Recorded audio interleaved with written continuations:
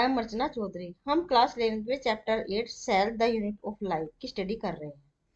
इसमें हमने अभी तक what is a cell, cell theory and overview of cell, prokaryotic cell, और हम स्टडी कर रहे हैं यूकैरियोटिक सेल की।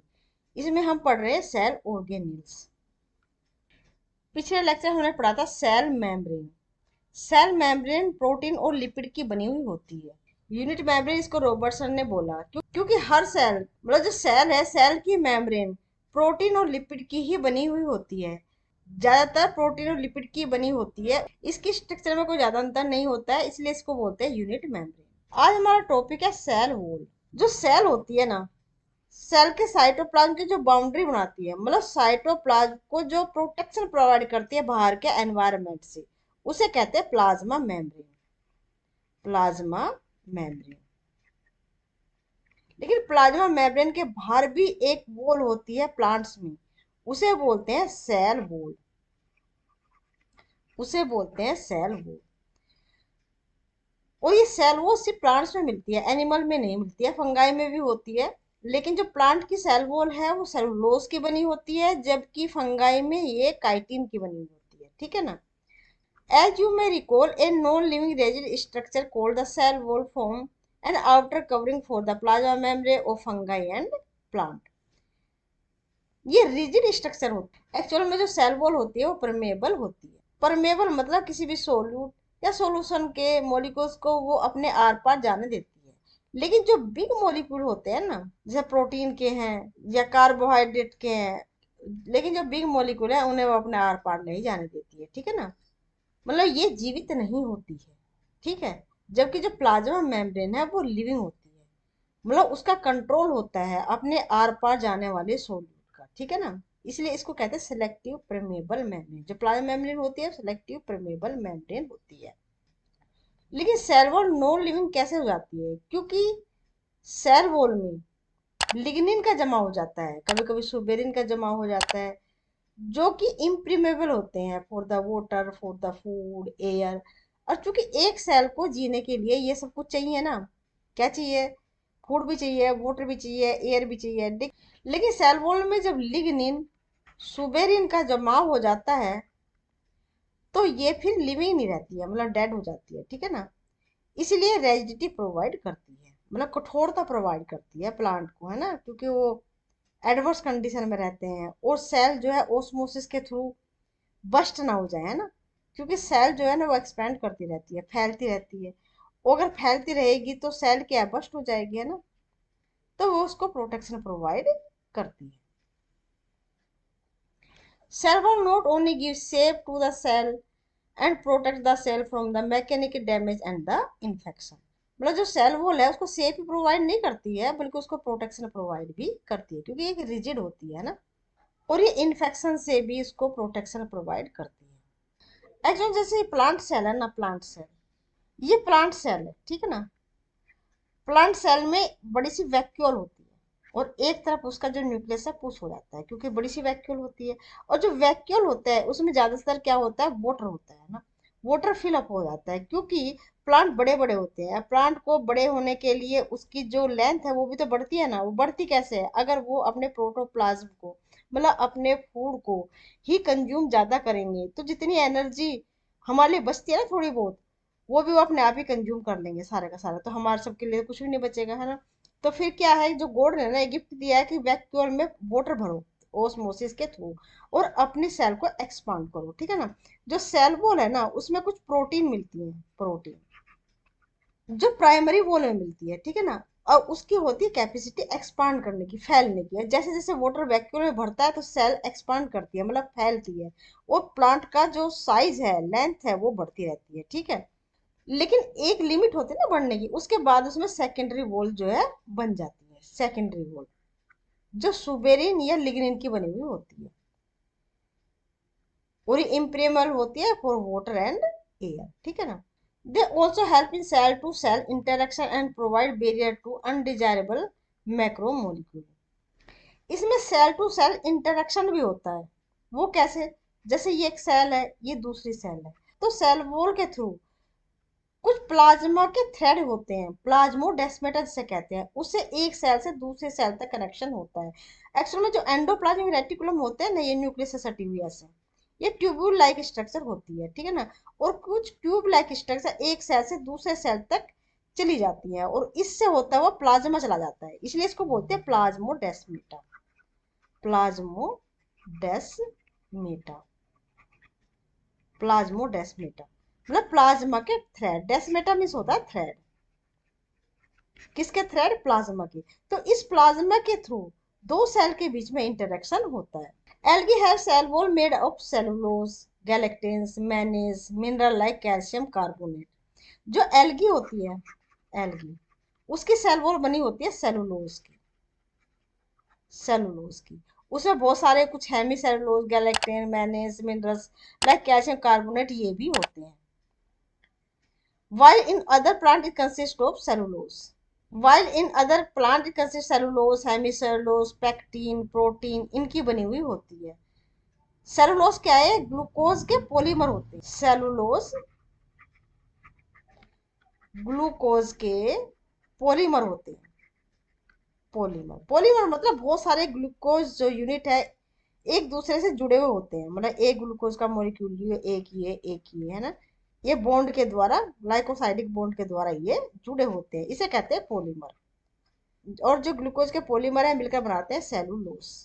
हेमिसेलुलोज पैक्टिन है, जो पैक्टिन है वो ग्लूकोरोनिक एसिड और ग्लैक्टोरोनिक एसिड से मिलकर बनी हुई होती है, ठीक है ना। कुछ प्रोटीन है, इन सब की मिलकर बनी होती है सेल वॉल। ज्यादातर ऑप्शन में क्या आता है, सेलुलोज और हेमी सेलुलोज की बनी होती है। अगर प्रोटीन भी ऑप्शन में हो तो प्रोटीन की भी ये बनी होती है, ठीक है ना। जो प्रोटीन होती है ना, कुछ प्रोटीन होती है वो उसको एक्सपांड करने के काम आती है और वो प्राइमरी वॉल में ही मिलती है। जो सेल वॉल है इसकी वीडियो सभी 9th क्लास में डाल रखी है, मेरा एक और चैनल है जिसका नाम है बायोरेल्म, बायोरेल्म, उसमें 9th और 10th दोनों की वीडियो हैं। इसमें तो क्या सिर्फ एनसीईआरटी को समझाया जा रहा है, लेकिन उसमें अच्छे से नोट्स प्रोवाइड किए गए हैं, वो 11th और 12th के लेवल के ही हैं। बहुत अच्छे से नोट्स दिए गए हैं और उसमें बहुत ही डीपली भी पढ़ाया गया है, उसे आप एक बार जरूर जाके विजिट करें। और मेरा ये चैनल नया है, इसे सब्सक्राइब जरूर करें, क्योंकि आपका एक सब्सक्रिप्शन मेरे लिए बहुत मायने रखता है, ठीक है बच्चों। The cell wall of a young plant, the primary wall is capable of growth. Actually जो सेल वॉल है ना, वो 3 लेयर की मिलके बनी होती है। ये सेल है, ये प्राइमरी सेल वॉल, ये सेकेंडरी और ये टर्सरी सेल वॉल होती है। प्राइमरी, जब तक प्राइमरी है तब तक ये लिविंग है और इसमें एक्सपांड करने की कैपेसिटी है, क्योंकि ये कुछ प्रोटीन की मिलके बनी होती है। लेकिन उसके बाद इसके अंदर की तरफ एक सेकेंडरी वॉल बनने लगती है, अंदर की तरफ, क्योंकि ये दो सेल है, एक ये सेल है और एक ये सेल है, ठीक है ना। तो ये बनी प्राइमरी वॉल, ये इसकी प्राइमरी वॉल है एक सेल की, ये दूसरी की प्राइमरी वॉल है, ठीक है ना। तो इधर तो कोई जगह नहीं ना, ये तो कुछ नहीं है, ये तो क्या बीच की एक जगह है जिसे बोलते हैं मिडिल लैमिला, जिसे बोलते हैं मिडिल लैमिला। और ये बनी होती है कैल्शियम पैक्टेट की, मैग्नीशियम और कैल्शियम पैक्टेट की ये बनी होती है। तो इधर तो कुछ नहीं है ना, मतलब ये दीवार है, ये पड़ोसी है और ये दूसरा पड़ोसी है, मतलब ये दोनों आपस में नेबर है, ठीक है ना। तो बीच में है नहीं गैप, जो गैप है वो फिल है किससे, मिडिल लैमिला से। तो पहली वॉल ये प्राइमरी वॉल, तो दूसरी कहाँ बनेगी, अंदर की साइड बनेगी, मतलब ये प्राइमरी वॉल है, दूसरी है सेकेंडरी वॉल, ठीक है। अब जो सेकेंडरी वॉल है इसमें कुछ जमा हो जाता है लिग्निन और सुबेरिन जैसे पदार्थ का, है ना, जो कि इम्पेरेबल है वाटर और फूड के लिए, इसलिए क्या सेल क्या डेड हो जाती है। तो इसलिए सेल वॉल होती है डेड, इसलिए कहते हैं सेल वॉल डेड होती है, क्योंकि उसमें कुछ मटेरियल जमा हो जाते हैं बाद में। और उसके अंदर होती है टर्सरी वॉल, वो बहुत कम मिलती है, जैसे जिम्नोस्पर्म में मिलती है टर्सरी वॉल। जो प्लाज्मा है ना, जब ड्राइड अप हो जाता है तो एक लेयर बना देता है अंदर की साइड, उसे कहते हैं टर्सरी वॉल, ठीक है। तो समझ में आया बच्चों, जैसे ये एक सेल, ये दूसरी सेल, ठीक है ना। तो ये है मिडिल लेमिला, दोनों के बीच में हो गई मिडिल लेमिला। और सबसे जो पहली लेयर है ये है, वो प्राइमरी लेयर है, उसके अंदर बनती है फिर सेकेंडरी लेयर, और उसके अंदर अंदर बनती है फिर tertiary layer. The cell wall of a young plant cell, the primary wall is capable of growth, क्योंकि ये अभी लिविंग है इसलिए इसमें ग्रोथ की कैपेसिटी मिलती है। क्योंकि जो प्राइमरी वॉल है किससे बनी होती है, सेलुलोज की, हेमी सेलुलोज की, इसकी बनी हुई होती है ना, मतलब ये लिविंग है, और जो लिविंग है इसीलिए इसमें ग्रोथ की कैपेसिटी भी होगी। which gradually damages as the cell mature and the secondary wall is formed on the inner toward membrane side of the cell। मतलब जो सेकेंडरी वॉल बन जाती है ना इसके अंदर की साइड ऐसे, तो ये जो है डैमेज होना शुरू हो जाती है। डैमेज मतलब खत्म होना शुरू हो जाती है, ठीक है ना। The middle lamella is a layer mainly of the calcium pectate which hold or glue the different neighboring cell together। ये बताया ना मैंने, मिडिल लैमेला होती है, ठीक है ना। मिडिल लैमेला का काम होता है दोनों सेल को सीमेंटेड करना, मतलब एक दूसरे को चिपका देना, है ना। ये कैल्शियम और मैग्नीशियम पेक्टेट से बनी होती है, मतलब मेनली बनी होती है कैल्शियम की। एक बार हम इसे देखते हैं सभी इमेज को। ये है साइटोप्लाज्म। ये अगर इस सेल की देखें तो ये है प्राइमरी वॉल अंदर की तरफ, और फिर ये है सेकेंडरी वॉल। सेकेंडरी वॉल की भी 3 लेयर होती है ना, जैसे L1 कह सकते हैं, फिर L2 और फिर L3, 3 लेयर होती है सेकेंडरी वॉल की। और फिर अंदर की तरफ होता है ये जो प्लाज्मा का ड्राइड अप है ना, ड्राइड, ये होती है टर्सरी वॉल, ठीक है। ये न्यूक्लियस है, ये तो सब दे रखे हैं, और इसके जो बीच में ये है ना, दो सेल के बीच में ये है middle lamella. Middle lamella, lamella means होता है पर। ये देखो, ये साइटोप्लाज्म हो गया, जैसे ये एक सेल है, ये दूसरी सेल है, और ये है बीच में प्लाज्मोडेस्माटा, ठीक है ना। कैसे बनता है ये एंडोप्लाज्मिक रेटिकुलम में जो ट्यूब लाइक स्ट्रक्चर होती है, कोई ट्यूब लाइक स्ट्रक्चर एक सेल से दूसरे सेल तक पहुंचती है, और उसमें प्लाज्मा का फ्लो होता है, इसलिए प्लाज्मा थ्रेड जो बन जाता है ना उसे कहते हैं plasmodesmata. Plasma plus desmata, desmata means thread, ठीक है। ये है मिडिल लैमेला, किसकी बनी होती है, कैल्शियम और मैग्नीशियम के पैक्टेट की। अब इसे देखते हैं एक बार, जैसे ये प्राइमरी वॉल है और ये है सेकेंडरी वॉल, ठीक है। सेकेंडरी वॉल ये जो है ये सेकेंडरी वॉल है, एक लेयर ये, दूसरी ये, और तीसरी ये, 3 लेयर मिलती है सेकेंडरी वॉल की। फिर ये है टर्सरी वॉल, है ना, ये कभी कभी मिलती है, ये है अंदर protoplasm. The cell wall and middle lamella में be traversed by the plasmodesmata which connect the cytoplasm और नेबरिंग सेल। मतलब जो साइटोप्लाज्म को कनेक्ट करने का काम करती है ना एक सेल से दूसरे सेल को, वो होते हैं प्लाज्मोडेस्माटा, क्योंकि ये जरूरी है ना इंटरेक्शन करने के लिए, है ना। नहीं तो एक सेल को दूसरे सेल का पता ही नहीं हो, है ना, न्यूट्रिशन के लिए, एयर के लिए, तो इस सब की जरूरत होती है। तभी तो सेल सेल मिलकर टिश्यू बनाएंगे ना। अगर सेल और सेल के बीच में इंटरेक्शन नहीं होगा तो टिश्यू कैसे बनाएंगे, है ना। मतलब सब टिश्यू एक साथ काम करते हैं ना मिलके, टिश्यू ऑर्गन बनाते हैं, वो सब एक साथ काम करते हैं मिलके। अगर सेल और सेल के बीच में इंटरेक्शन नहीं होगा तो वो एक साथ मिलके काम नहीं कर सकते हैं, है ना। जो मल्टी सेलुलर ऑर्गेनिज्म है उनकी ये प्रॉपर्टी होती है कि सेल सेल मिलके एक साथ काम करे कोऑर्डिनेट वे में, ठीक है। ठीक है बच्चों, तो ये था आज का टॉपिक। अगर आपको ये वीडियो पसंद आती है तो चैनल को लाइक शेयर सब्सक्राइब करना ना भूलें। मिलते हैं नेक्स्ट टॉपिक जिसमें हम पढ़ेंगे एंडो मेम्ब्रेन सिस्टम।